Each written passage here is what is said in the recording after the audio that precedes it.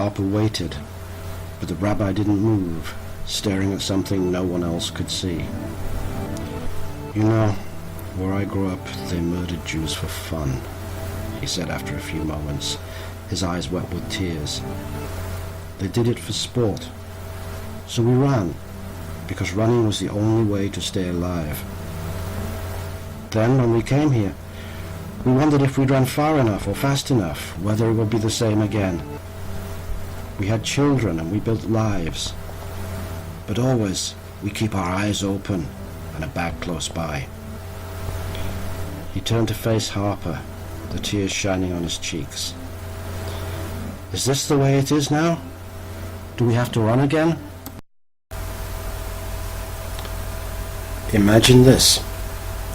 All your life you've lived with fear, been looking over your shoulder, never sure whether they're going to come and take away all you own, whether the police will let your neighbours beat you and rob you, whether you'll be killed just for the fun of it.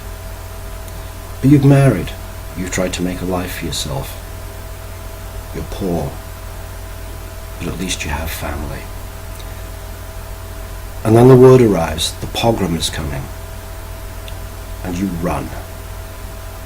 You take your wife, you take your children, you take what you can pack in a suitcase, a photograph if you have one, and the memories in your head, and you run. You go west, because west there might be freedom. You walk, you walk, you walk, and eventually you come to water. You give them the last of your money. You take a boat. Maybe when it lands, you have an address scribbled on a piece of paper, a name of someone who might be able to help. And you walk some more. You carry your children, your wife trudges beside you. And finally, maybe, hopefully, you arrive in Leeds. It's not paradise. The houses are dirty. The air stinks. You have nothing. But you have hope. And you start to make a life. You have a skill. You're a tailor.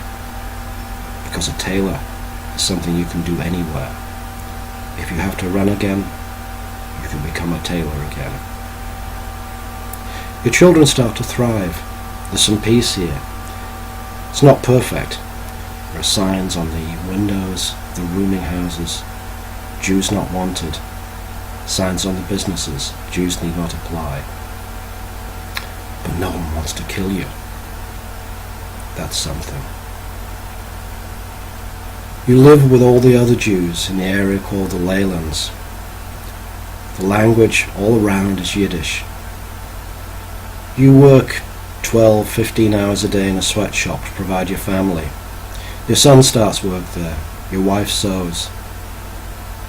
But there's hope. There might even be a future.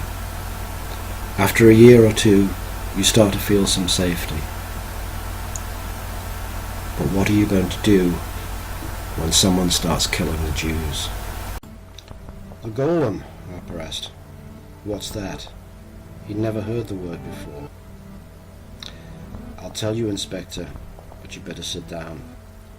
The rabbi waited while Harper perched on the seat, listening intently.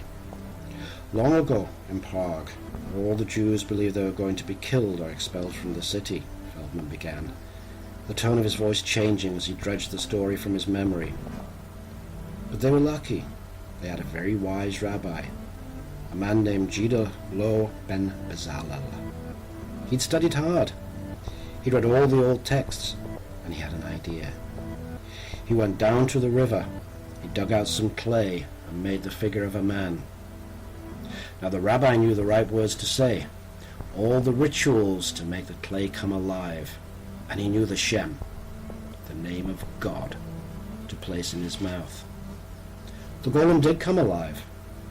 There are some who say he did what he was made to do, and protected the Jews of Prague from harm.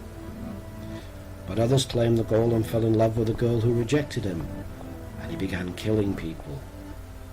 whatever really happened. The rabbi took the shem from the golem's mouth and it fell to pieces.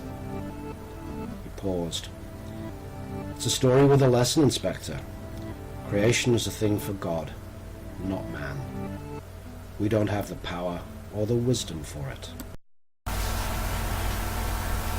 I wrote Two Bronze Pennies, partly as a reaction to the Islamophobia that was sweeping across Europe and particularly England.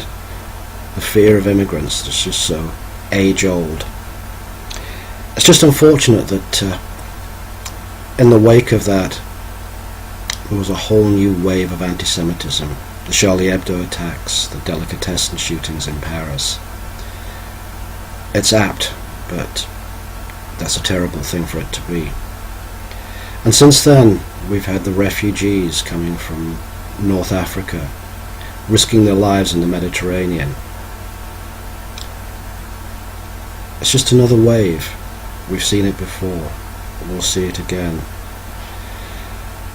And it's tragic that we have to see it.